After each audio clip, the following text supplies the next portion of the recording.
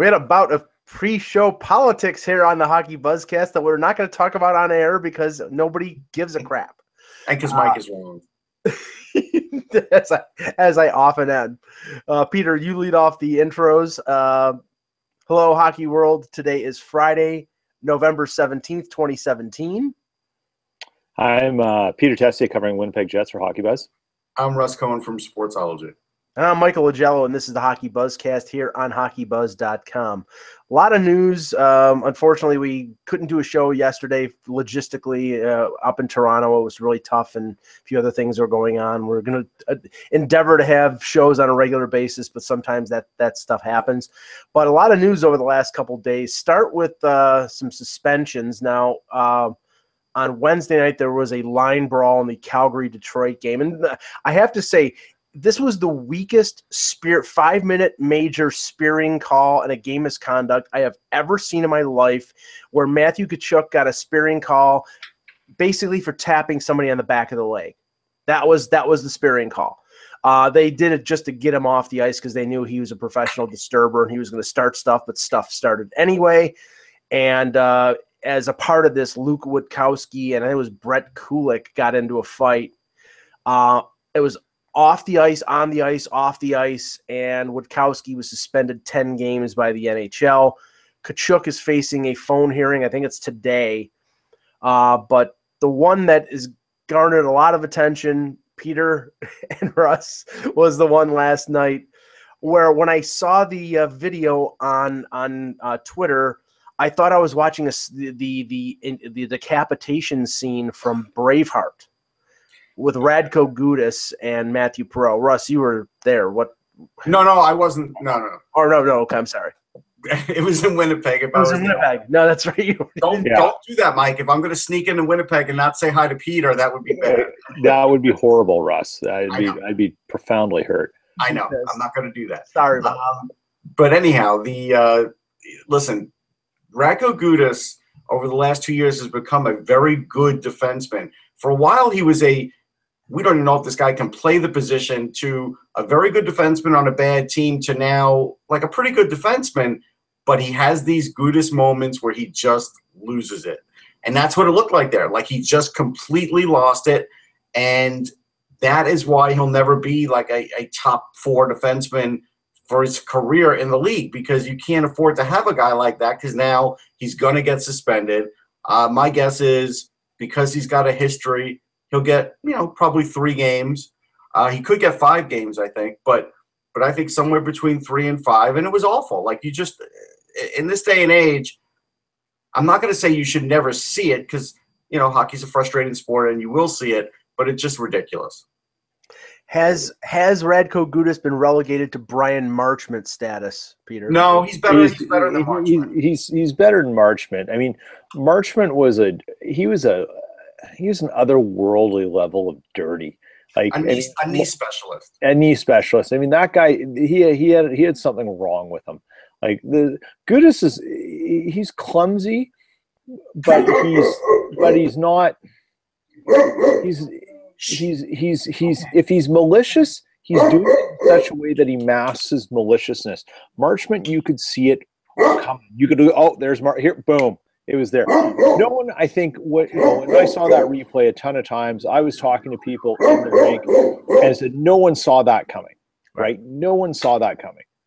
And all of a sudden, next thing you know, it's like a guillotine. And he's trying to take Perreault's head off. I mean, I'm just about to put a blog up talking about this. And I was Perreault's first game back. And it's a miracle he's not out for 10 to 15. I mean, it's incredible. So now he scored a goal. Yeah, and he scored a goal later. The debate here is how severe will the penalty be on Gudas? Because Russ, I'm not wrong. He was suspended last year, wasn't he? I think he was. I think he was for a game, but I can't tell you for certain. Yeah, but okay. Let's just say if I was betting, I think the odds would be heavy. He's a repeat offender in terms. He's a repeat offender. Okay, so they're going to get him on that. They're going to get him on the severity of and the optics of how bad that looked, because really it looked like an attempted decapitation. And I know that they were debating this on one of the shows that I watched during the morning. I think he could get double-digit games. I think it's possible. In 2016, he was suspended for 6 games. That's probably what you were thinking of. Yeah. So I can see 5 games. I could also see 3. I mean, I can see 5, 3 to 5. I think. Yeah, I just only because he played. Like, we're going with this ridiculous notion because Perot played and he got a goal. Yeah. That lessens the sentence, right? Because that's how the league works. Look, trying to make sense, again, of anything the league does when it comes to discipline is a futile effort. We try and do it all the time. We never learn our lessons, and it just becomes a exercise in frustration. I'll say 3 to 5, and I think that's probably the safe bet. Now, the Jets win the game 3-2 in a shootout. Peter, we haven't had you on in a while. The thing that's most surprising and pleasurable for me, because I have him on my fantasy hockey team, is the fact that Connor Hellebuyck has become a number 1 goaltender. And when we were talking over the summer about them getting Steve Mason, and Mason maybe being, the 1A to Hellebuyck's 1B, that was taken care of in the first couple games of the regular season, because he was a gas can in the game against Toronto, the season opener. They gave Hellebuyck the chance, and he's taken the ball and run with it. Absolutely. Hellebuyck. So Hellebuyck didn't go do his normal training thing this summer. He moved to Kelowna with half the rest of the NHL, the other half of the NHL.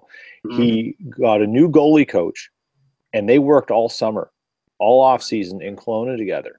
So he almost sort of said, I've got to reinvent myself or rebuild myself in a certain way. What no one's really talking about right now, at least in Winnipeg, is who is this guy? And I can't recall his name right now. I have it somewhere. I just can't recall it. Who is this guy? And his Hellebuyck basically said, I'm done with Wade Flaherty, the Jets goalie coach, and I'm working with someone else. Because if that's the case, why have Wade Flaherty? Because he hasn't done anything with any of the Jets goalies. But Hellebuyck he's on fire. He's seeing the puck well. Every now and then with the Jets, you find out something about what they track. And last year, when they demoted Pavlik at the start of the season, went with Hutchison and Hellebuyck, Cheveldayoff let something slip that he says Hellebuyck stops way more unscreened shots than Pavlik. So they have all their measurements, right? Every team does, but you sort of find out what they're looking at. But Hellebuyck played a lot deeper in the crease last year. He wasn't his sort of normal self. The other thing that the Jets are starting to do is they're letting him see more shots, and they're letting him see shots from further out. They're happy to let someone try and wind up from the top of the circle or the blue line and fire away. Although that failed a couple of times, because actually the Jets didn't do a very good job early in the game of clearing out the crease. They did a lousy job of that. No, they did. And that the first goal, which I think went to Voracek. I mean, it was a weird one, kind of off Truba's skate. But everybody was in the crease. And the next, everyone was in the crease. But that was from the low slot, right? Like, it's the shots that they're letting him see that he's stopping. And then the next one's a power play one. But Hellebuyck, hey, he took a flyer on himself. He went in. He took they went to arbitration. They settled on a 1-year deal. It's going to be time to pay the piper if he even keeps close to this pace right now.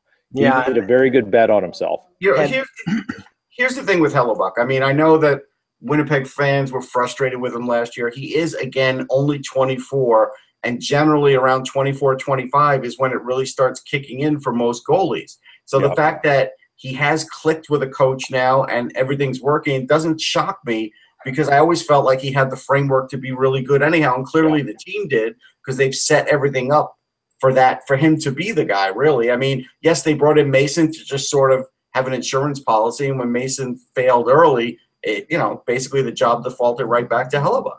Yeah. And that when Hellebuyck comes up for that new contract, the 4.1, I think, of Mason is going to be an albatross around their neck, because they're right back to where they were with Pavlik, a backup goaltender who's making starter money. And I like Steve Mason, but it doesn't. Look, Flyers fans are irrational about Steve Mason. Yeah. I think he's 4th on the team all time in wins. Like he had some good winning streaks for them. He was a very good goalie for the Flyers. Did he have moments where he wasn't great? Sure. But go ahead, and there's a long line of Flyers goalies that could be, talked about that way. Well, now, did you see the piece that NBC Sports, the little hit and run job they did on Mason that came out yesterday? And everybody does that now in Philly, and it's wrong. Yeah.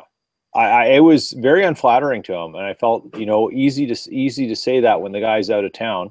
Right. And, like if you're really gonna unearth some dirt on someone, do it while he's there when the issue can be dealt with, not after the fact. Yeah. Well, if it could get worse for the Montreal Canadiens, it did yesterday. The Arizona Coyotes earned their first regulation win of the season. They're now 3-15-3. Montreal had 3 leads in this game, jumped out to a 2-0 lead, 3-2, 4-3. Arizona comes back. Christian Fischer scores a power play goal in the third period, and they win 5-4 at the Bell Center. And the torches are out, Russ. But there was a Montreal nullified goal in this game, and I don't know if it should have been nullified. So that was one thing. The other thing is, and I watched a lot of this game because I wanted to sort of get a beat on what Montreal is and what they're doing. And actually, Lindgren played pretty well. Yeah. It really is a situation where unless the right pairing is out on the ice, their defense is just not great. And Arizona knew that, and Arizona matched up for that, and they took advantage of that and were able to get past it. But this was anybody's game. Like, this was a game where there's no lockdown goaltending. Like, Ronta was, again, he made a great save at the end, which really did save the game, but, boy, he was shaky too. Claude Julien, after the game, said, I quote, "We didn't respect our game plan." I like Claude Julien. I think he's a really good coach. There's just so much you can do with a team that's limited, Peter, and I think this team is limited, and not only offensively, but apparently their mobility on defense is in question because, I keep going back to it. They kept a 19-year-old Victor Mete because their defense was so slow they needed somebody who could skate. Yeah. And then they traded away their best defense prospect, right, to get Durant. And he's doing phenomenally with Tampa Bay right now. So look, all you have to do is talk to any Habs fan, and they have they have burning effigies of Bergeron around. I think the time has come that these swing for the fences kind of moves that he's tried to do, it just aren't paying off. And you have Shea Weber, but you have Shea Weber's contract and his age. No, but here's the thing. I will say this, Peter. I saw Weber a lot last night, and you know what? He doesn't have to skate the puck up the ice. He's smart enough. Once he gets the puck, he moves it to the next guy, and then he sets up for his shot. Like, he's able to get by even in a fast game. Right. But what if the next guy isn't the right guy to be putting it to? That's the point, right? Like, Weber can adjust, but the point is when you make a deal like that, you're paying Weber and you want him there so that he can compensate for the other guys because you're supposed to be Shea Weber. Yeah, I mean, sorry, Peter. Yeah, no, go ahead. Weber inherently is not the problem. The problem is, I watched a lot of the game against Columbus during the week, and he set up with his shot. He set up Paul Byron's tying goal. The problem is everybody else. It's, Alzner is not doing that. I mean, Alzner is a defensive defenseman, so you're not expecting offense out of him. Petrie, Mede, Jordy Ben. Overall, their defense is, I think, okay, but without Carey Price there to really stand behind them, and he was subpar until he went out. And now you have Charlie Lindgren, who I think is doing, good work for a kid who was playing with Laval. Right now everything is going badly for them. And then I read this morning that Jonathan Drouin and Pacioretty are out with the flu. Toronto's coming in winners of 5 in a row on Hockey Night in Canada tomorrow. Without Price and without those two guys in the lineup, if they're not able to, it could get ugly. And now I'm saying Toronto was completely anemic last night. That was the game. That was the game I was moving to because I'll tell you something right now. Now, Babcock said in his post-game remarks, he says, well, this wasn't too great for the fans, but, he doesn't care. He got the 2 points. He didn't say he didn't care, but, Yeah. It was a dreadful game to watch up until the overtime. And a minute into overtime, Jake Gardner takes a penalty, and New Jersey gets a 2-minute power play. Up until the last 45 seconds of the overtime, the game was dull. And the thing is like it wasn't dull because both teams were playing like shutdown defense. New Jersey had 42 shots on Frederick Anderson. It was Frederick Anderson who earned that victory for the Maple Leafs. Yeah, but they weren't like amazing scoring chances. There weren't a ton of them. Late in the game they were. This was a game, this was a game you could have gotten a pillow and sat by a pillow and really fallen asleep for 2.5 periods.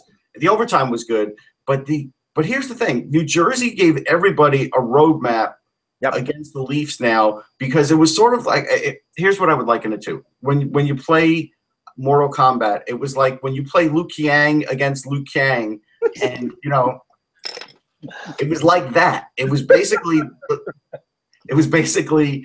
the Devils tried to mirror exactly what the Leafs do, because it's very similar to their game, up tempo and everything else. Right. And it was just like watching two teams evenly matched the whole night. Nobody wanted to make a mistake.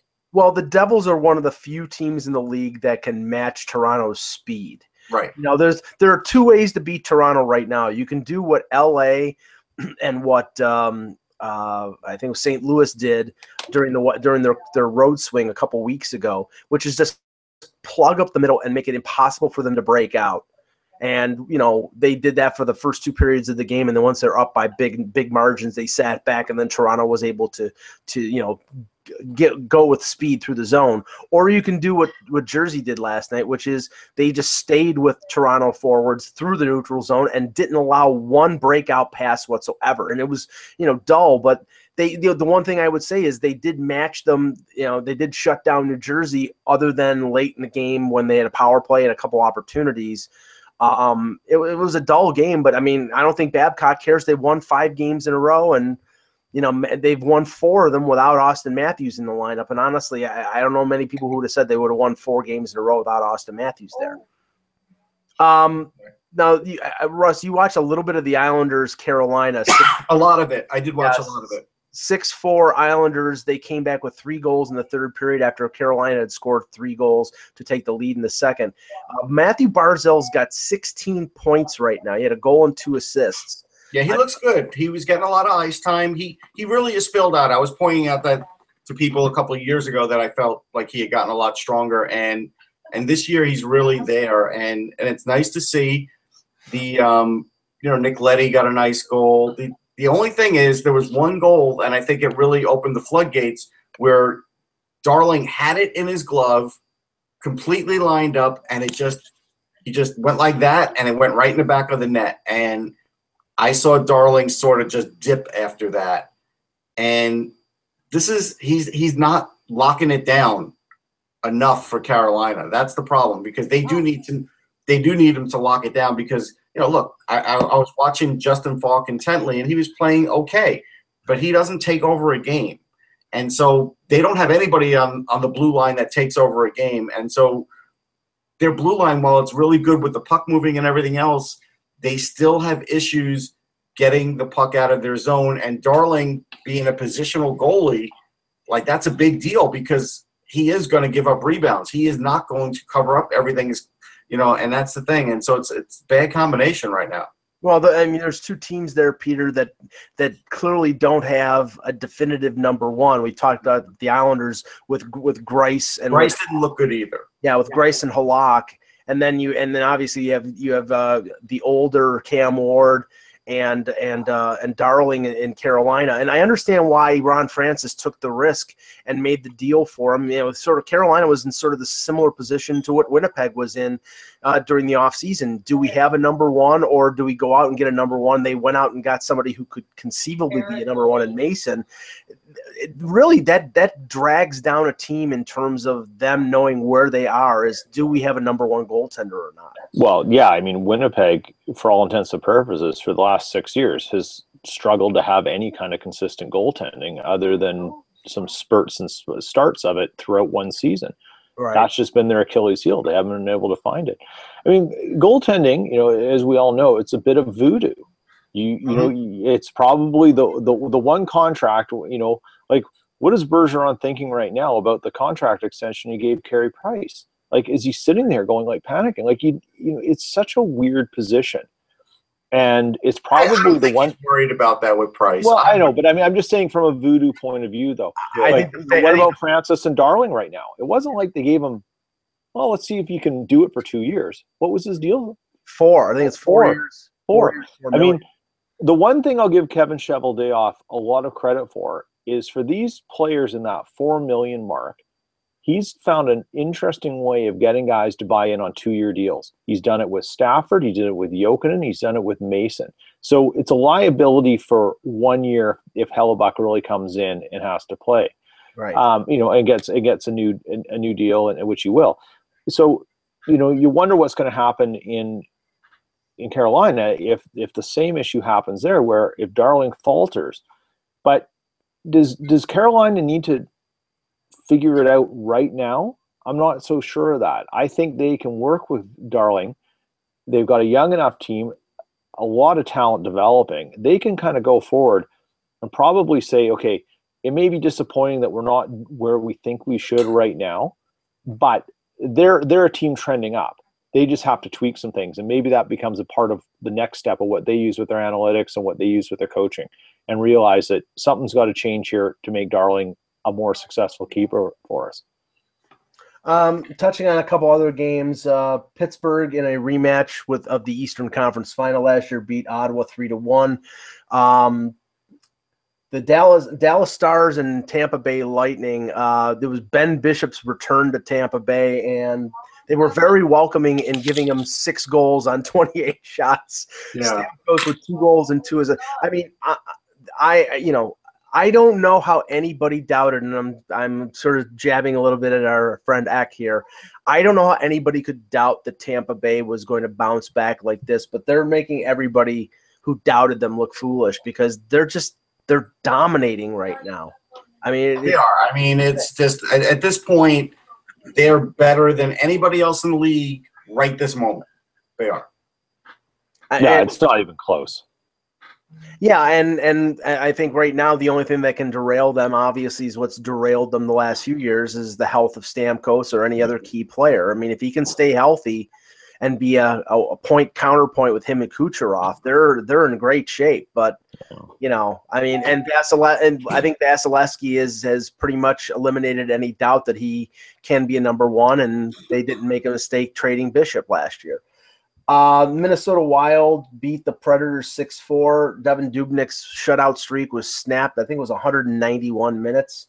Yeah, but it was snapped early, and Nashville had a 3-0 lead in the second. And the thing is, if you got 3 goals against Devin Dubnyk and you didn't come out of that with a win, you have to really X that game and take your team and hold them accountable, because while it was a great comeback for the Wild, that's a game where Nashville cannot let that game go. And they did. And Dubnyk's got to feel great, right? Because he didn't play his best game early, and then he did manage to get the win. And that's the thing that there's a couple things here. So we saw that UC Saros got sent down. So for anybody that ripped me on Twitter for saying I was being too hard on UC Saros, I don't think I was. But Mazanec got called up, which is interesting because we thought last year he should have been the guy, and that's who got recalled. I thought it was Lindback that got called. I thought I saw Mazanec got called up too. No, well, Lindback was the backup. Lindback was the backup? Okay. Yeah. So, but and they have history with Lindback, and they love the big goaltender. Not to say that Rene's 6'7". I think Lindback is 6'7". You know what it must have been? They must have called up Mazanec just for the one game when they sent Saros down, and then maybe Lindback wasn't available, because I saw a headline on it. But okay, even with Lindback, they're better off with Lindback. And again, I don't want to kill Saros for his height, but it was a height factor. That's really, you saw it in the Stanley Cup, you saw it in the regular season. But this is a big win for the Wild. All I can say is this: yesterday in Toronto, I'm watching something on one of the screens, and it was an old game from 1989, Leafs and Bruins. Andy Moog was in net. And you can tell the difference between goaltending then and goaltending now, not just the equipment, but the size of the goaltender. Andy Moog's shoulders, there was about this much room over his shoulders with him as a stand-up goaltender, but this was the crossbar. You don't see that with Pekka Rinne. You don't see that with Lindbach. So the bigger goaltender, and UC Saros was 5'8", so that is a factor. I think 5'8" or 5'9". Now, one thing, Russ, we were talking about somebody stepping up to replace maybe the goal scoring that was not there when Zach Parise underwent surgery. Jason Zucker has stepped up the last couple of weeks. He's got 11 goals. He was Player of the Week last week. We know this guy's got talent. Yeah, there's no question. And you know what? That was an old headline for Mazinek, so that was my bad. Okay. Yeah. The Zucker thing, we kept hearing where he possibly could be left open and available for Vegas because he's a Vegas guy. Yeah. And you remember, I shot that down every time I heard that. I felt like it was total nonsense, and I felt like it was a situation where how could they even think about doing it? This is a team that struggles at times for offense. So I'm happy to see this, and I think, Zucker could score 30 goals. I do. The Blues and the Oilers, a 4-1 win for St. Louis. This is trouble, man. This is big trouble for the Oilers, Peter. I mean, one goal, they get a goal out of Ryan Strome. They had 30 shots on goal. Again, this team, if McDavid, and it's easier said than done. If you shut down McDavid and Draisaitl, you shut down the Oilers. But nobody is providing any kind of secondary offense there. Oh, none. And you have to wonder again, is what Chiarelli sees, what his reality is the same as everyone else's reality. And, I think there are GMs out there, and I'm not going to say Chiarelli's this kind of GM, but they make moves because they know they have to address weaknesses or changes. But then they expect the coaches to be able to adjust and coach out their other problems. And, the coach will fix that. And that's not always the case. That a coach isn't there to fix problems necessarily as much as they're there to sort things out in their vision based on what you're providing them. You can't coach out every problem you have. And the Oilers have a depth problem. It's just that simple. I mean, they made a bet on Strome. I'm not sure if they made a bet on Strome. I think they were more anxious to get rid of Eberle's $6 million contract. Eberle could have been traded for years at better value than what they got. That is a complete and utter asset mismanagement. Yep. Every Oiler fan knows that. And to compound that is he put all his eggs in one basket with Larson, who he traded Hall for. So he's made the same mistake twice in terms of swapping out talent. Now, you can argue that Larson is more valuable to the Oilers as a defenseman than Hall was. But you'd also be crazy. Yeah. But there are people who do that, and Chiarelli and a lot of the Edmonton media are those kind of people. Yeah, so, I mean, you could have probably traded Eberle for Larson and still had Hall. Now how dangerous do the Oilers look? Yeah, maybe a year or two before that trade was made. Yeah, and I'll tell you, I saw Hall last night. I mean, and it was a 1-0 game, and there were not a lot of offensive chances. He's got unbelievable speed. He's powerful. He can go to the net. He's a phenomenal player.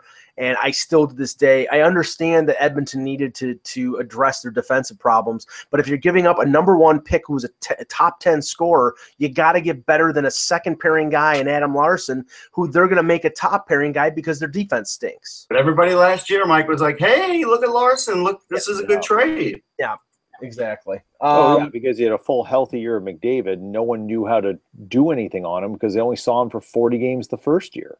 Yeah, and actually, just not for nothing, Hall's more than a point a game this year. Just saying. Yeah, just saying. The Colorado Avalanche beat the Washington Capitals 6-2. Nathan McKinnon with 5 points. Landeskog with a hat trick. Some guy named Rantanen had take this team seriously. Yeah, some guy named Rantanen had 4 points. I don't know much about him, Russ. No, I know. You should read up about him, Mike.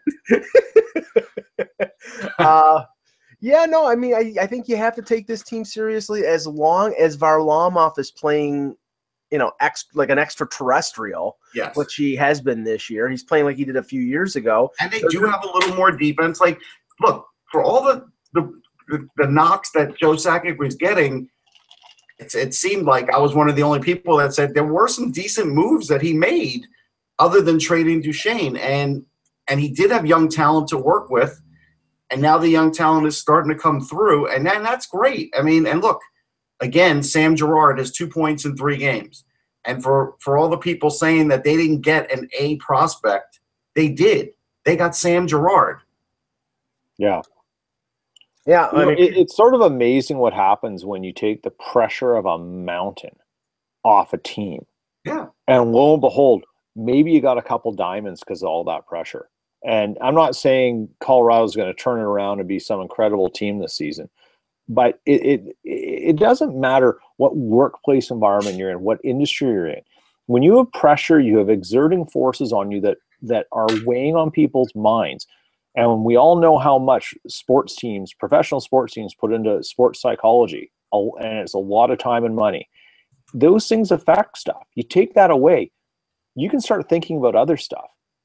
And maybe Colorado, it may not be a permanent bump, but it's very similar to when you have to fire a coach that wasn't working, and you see after you get a bit of a bump. And now Bednar is really getting a chance to be seen for the coach that he is, because last year was a hot mess that he took over. Yeah, right. Yeah, I mean, he took over in mid-August. That's earlier mid-August, which is not enough time to really set up your team for. No.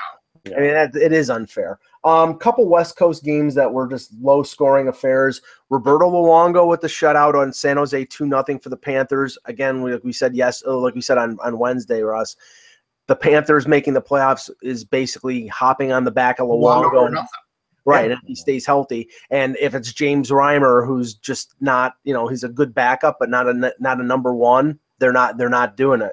Anton Khudobin, I saw Khudobin on last week Friday, played really well in that overtime loss to the Leafs in Toronto. He played a good game again last night.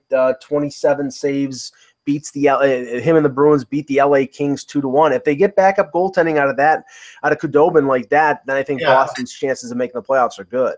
I've always liked him, that, and it's funny because I've gone back and forth with him the last couple of years because I just haven't seen the consistency. There was a time, like I said to people pre-draft, where he was the number 1 ranked European goalie. I mean, so he is playing like that now, and that is a big thing for Boston. The other day on XM, they asked me about, would every team from the Metro make the playoffs? And I said no, because I think the Bruins, who have hung in there without their best players, are playing well enough that I think they're getting past the storm of the season. And if he can hold that off, I think they have a great chance to be a wild card team. So I don't think it'll be 5 from the Metro, because I do think the Bruins will make it. Those teams in the Atlantic, though, that have dug themselves the early hole. I mean, Florida's one of them. We talked about Luongo, but I mean, Montreal and Buffalo especially, and it's going to be harder for them. Yeah, and right now, it's really sad. I mean, the last 3 years, and I have to mention Zach Bogosian whenever Peter's on the show, because the guy hasn't played a game yet for the Sabres, and that could be the biggest albatross of a contract of any organization has taken on since the Leafs took on Nathan Horton, but that they did that on purpose. That trade has been a disaster for the Sabres, and their defense continues to get injured. Now, even the guys who are replacing the injured guys, Matt Tennyson is out for 2 months. The one thing I'd forgotten out for 2 months. It's like they have nobody to play defense. The one thing I'd forgotten about is apparently he's not playing every game. Is Victor Antipin, who's really not doing anything. Yeah, and and Russ, I don't think they still have not brought up Gooley. They just don't want to expose him. They don't even want to put him in that situation. Yeah, last game, and just to say that we mentioned it. The Vegas Golden Knights continue to surprise 5-2 over the Vancouver Canucks. Oh, the Vancouver Canucks, Russ. Now you say it like that. There you go.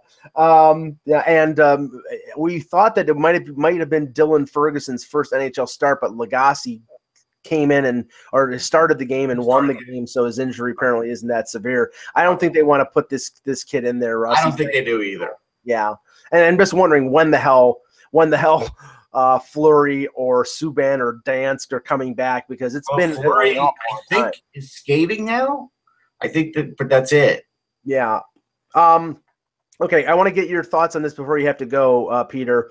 The news over the last day or so regarding teams, regarding Houston and the owner of the Houston Rockets approaching the NHL. Now it comes out today that they've had a conversation, the league and the owner of the Rockets, who I can't, Tillman Fertitta, I think Fertitta is his name. He's interested. He's definitely interested, but the league is obviously saying they're not expanding right now.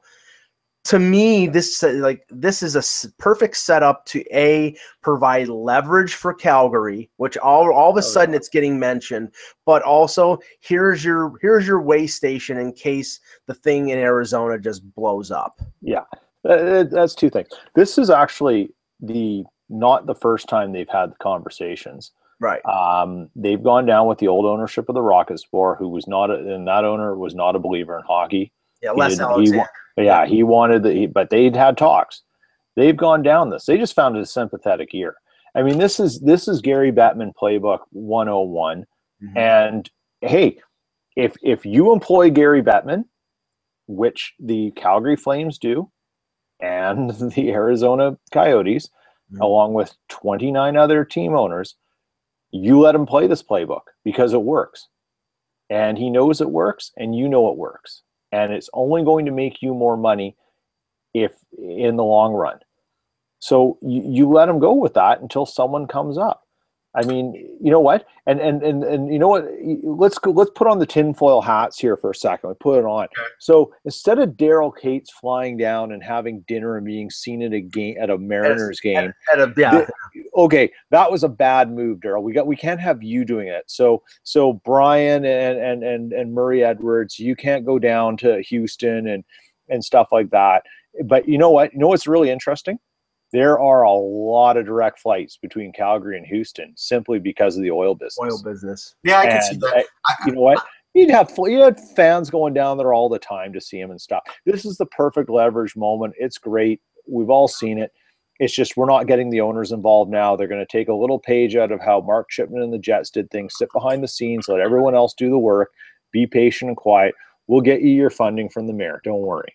But he's 71% of his worth was sunk into the Rockets. That's too much. Yeah, but Russ, I don't think he's talking about buying a team. I think he's talking about finding dates for his building, because that's all they're talking about is 41 regular season games, four games. This is a perfect scenario for Barraway to pick up stakes, and if he doesn't get a new building in downtown Phoenix, to move to Houston and be an owner there. This in Kansas City. Why is Houston any better? Like, I lived in Houston. I think it's a little better now than it was then as far as fans who might be interested in hockey. I mean, the Arrows didn't draw great, but it did survive for a while, a good long while. But again, I don't know if Houston's any better than Kansas City. It probably is a little better because of what Peter said.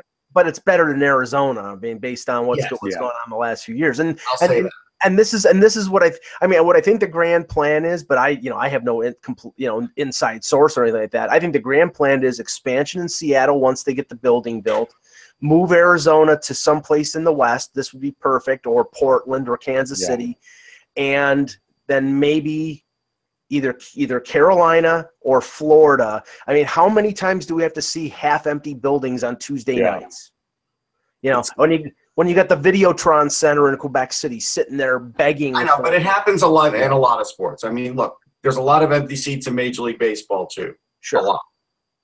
Sure, but we're not used to it in NHL buildings, especially when there are Canadian markets that would be basically killing, sacrificing their first sons to get an NHL franchise.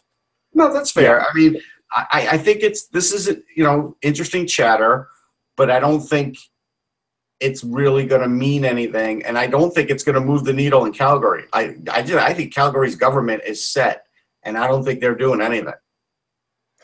No, and nor should they, because the Flames have behaved actually kind of very poorly in this. Like they've had water carriers in the media. They've had a lot of things just be really goofy about it. And the fact of the matter is that when times are good in Alberta, everyone gets spend happy there, and times aren't good there right now. Right. And while the urgency for a new arena may be very vital to the Flames organization, because the other thing that they don't get there is they don't get concerts either. That's the other thing that's killing them, is that they all go to Edmonton, and then they skip and they come down to Winnipeg or they go to Vancouver because of the age of that building. Here's the thing also, Peter, though, we saw the bad times in Calgary before they made it to the Stanley Cup, and then things got revived. So it seems like bad times are always going to be in Calgary every 10 years or so. But that was because of the weakness of the Canadian dollar. They were on the NHL dole at that time. But what's the Canadian dollar now? It's not that much better. Well, no, back then it was it wasn't. It was like 40 cents. It was like it was brutal. It's right now it's about 26, 27. Yeah, it's $1.30. Yeah, which is not bad. But believe me, I like it when I go up to Toronto. I just spent 4 days in New York City. I'm not loving the exchange rate right now. Peter, we got a couple of things to talk about, but we'll let you go. I know you had to leave. Thanks, Peter. Thanks, guys. We'll touch base soon. Take care. Russ, a couple other things. Last night, reported by Aaron Portzline of The Athletic, Cam Atkinson re-signs. He was a UFA at the end of this year. He was making, I think, $3.5 on a bridge deal. Yeah. He's now 7 years, $5.875 million. Don't like it. A no trade in the first 2 years, then a limited no trade the last 5. Don't like it. I don't like it either. And honestly, I think this is one of those deals where maybe he's there for the first 2 years, and then he gets dealt. That's possible. But yeah, I mean, he definitely is the beneficiary of that big year that he had last year. Yeah, I don't think he's ever matching that year. That's not to say he won't get to 20-something goals again, but right now he's got 4. So even if he gets hot, what's he getting to, 20? Like, he's getting paid like more than a 20-goal scorer. Like a 20-goal scorer gets paid like just around that 5 mark. He's getting 5.8, and so we'll see. And he's not the biggest guy, although he's pretty sturdy. But he's not the biggest guy, and so I have a problem signing him to a 7-year deal as a result. Now I don't know what their budget is, but you've got Bobrovsky coming up after next year. And they've locked up Jones, but they've, I know that there's been talk about them re-upping Jack Johnson. You've got Murray. There are players that they need to get signed, and this is a contract. I mean, this is similar to the Nick Foligno contract, and I think Nick Foligno is a good player, but I don't think he's worth the money that they're paying him. And now it's another guy who I think they wanted to keep. They wanted to keep in the organization. I don't think they got the hometown discount here. No, I don't think they got the hometown discount at all. I mean, I think – but again, they did get a break from him by having only a 2-year no trade. That's the break. Yeah, and maybe that was the compromise. It seems like it is. The other thing now, extending off of the talk of that we were mentioning earlier in the week regarding Gary Bettman, he made a statement today at the GM meetings in Montreal. Apparently – him and Jeff Molson were talking to the Montreal Chamber of Commerce, and I'm quoting Chris Johnston from Sportsnet, who's quoting Bettman as saying, "It made absolutely no sense to continue on going to the Olympics." So yeah, I told you, that's it, Mike. It's over. The only way it's not over is if a North America city gains the Olympics down the road. But you're talking 8 years from now. Yeah. So, I mean, that's 2 more World Cups of hockey that they're thinking about that rings the cash register for them. And think of it this way, and we don't know where this is going yet. It's still. Oh, wait. Are you finally shutting the door on it, Mike? I mean, don't get me wrong. Like I was the one anxious for them to shut the door on 2018. I know, but you were very skeptical the other day when I brought 2022 because I still don't buy like him going to China and just to set up a preseason game. I mean, I think there's still a chance they go to 2022 if they get something out of the IOC. But if the IOC is going to be intransigent like they are right now, then yeah, they're gonna play hardball and they're gonna say screw you IOC, and that's probably where it's going to be. But I think there's still. It's 4 years, Russ. You're hurting my head. Okay.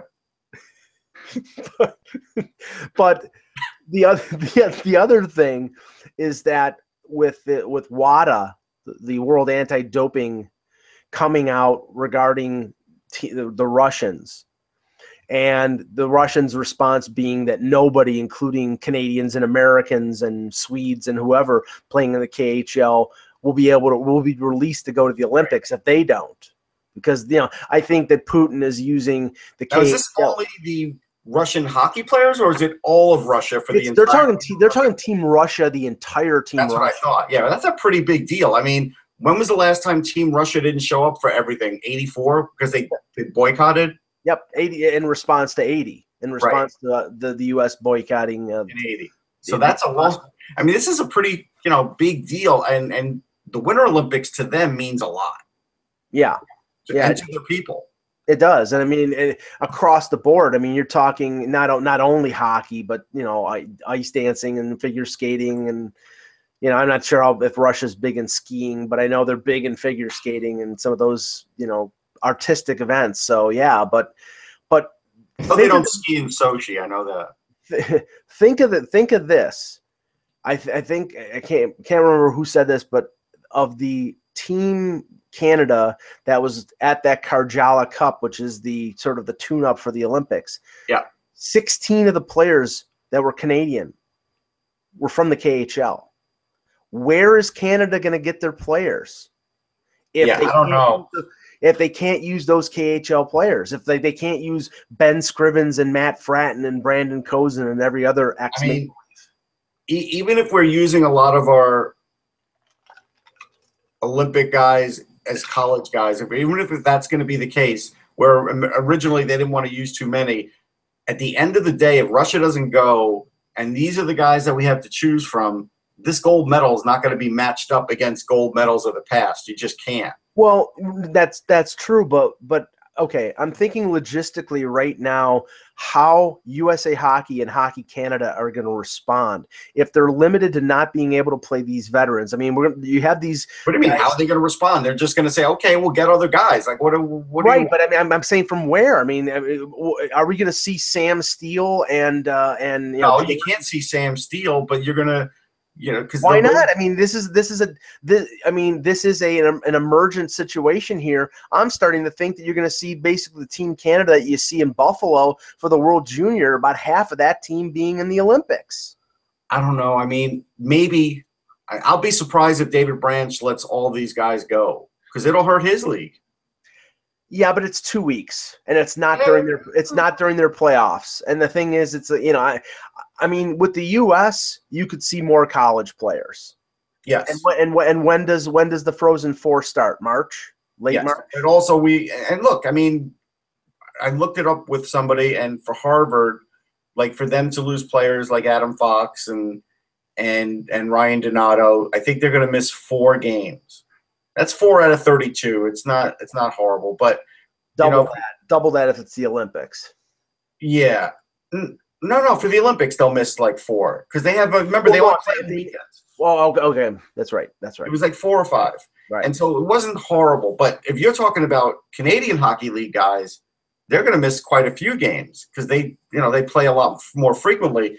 Yeah, and some of the talk about this yet. I'll be curious to get his response. And some of those CHL teams, some of the like the OHL and the Q, they purposely taper off their schedule in late December and early January because they know they're going to be losing some of their best players to Team Canada or to Team USA.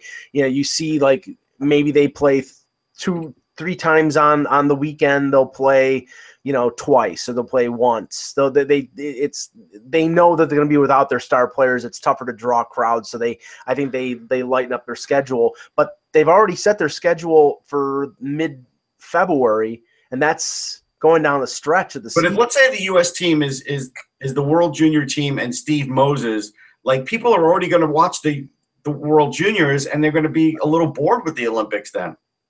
Right, but I don't think the same crowd that watches the Olympics. Yeah, it won't be the same crowd probably. Right. So, and you will have Brian Gianta. So, hey, there you go. 38-year-old Brian Gianta. Now, there was something in the chat room I wanted to recognize. Okay. They wanted to talk about Anthony Mantha a little bit, and look, I was always a big proponent of Mantha. I did hear something pretty erroneous on a national broadcast the other day, and I think it was Roenick that said it. When they were talking about Mantha, look, he's setting up in front of the net, and that's how he scores goals. Mantha has an amazing wrist shot. He sets up in front of the net and does score some goals that way, but that's not how he's going to score all his goals. He has the size to do that, but anybody who watched the Centennial Classic last year, we were both at that game, he scored pucks off the rush. He scored pucks, cutting to the net. He's a power forward. He's not a guy like – he's not Tim Kerr. He doesn't go to the net and stay there. No, and he's got amazing torque on his wrist shot. He's got 10 goals right now. I'm really happy for him because he is part of this resurgence in Detroit because, again, I got not destroyed but questioned on Sirius when I said I can't dismiss Detroit. And they're like, really? And I'm like, no, it's too early because they do have young talent, and right now the young talent is carrying them. Dylan Larkin's not quite where he was 2 years ago, but he did score a nice shorthanded goal the other day, which gave me reason to believe that things are going much better there. Mantha's doing well. Like, they still have enough if they get any kind of goaltending that's going to keep them in it. Now, and that's the question I have because Jimmy Howard, I know Jimmy Howard did well last year in a limited window, and the reason that they fell off was because Mrazek was terrible. But Howard's injury prone and Mrazek is inconsistent, and their defense is not great. So, I mean, right now everything I think is being held together, and they're doing okay. But maybe they're caught up in the excitement of that new building and trying to. Yeah, maybe, and that's the thing. Right now, I can't count them out, and Gustav Nyquist is doing much better too. Yeah. Okay, and last thing here, Gary Bettman at the hates Detroit too, people. Just so you know. What's that? I said you hate Detroit too. Like I said, no. Talk about Nyquist, and you're like, yeah, whatever.